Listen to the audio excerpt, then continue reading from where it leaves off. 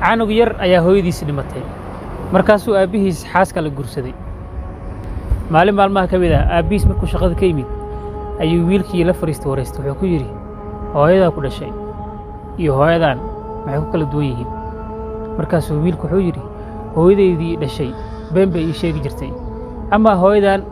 runay ii sheegtaa markaasuu aabbihii wuxuu weydiiyey sidee ku dhacday markaasuu wiilku wuxuu yidhi markaan bannaanka ciyaar u aado hooyaday waxay dhihi jirtay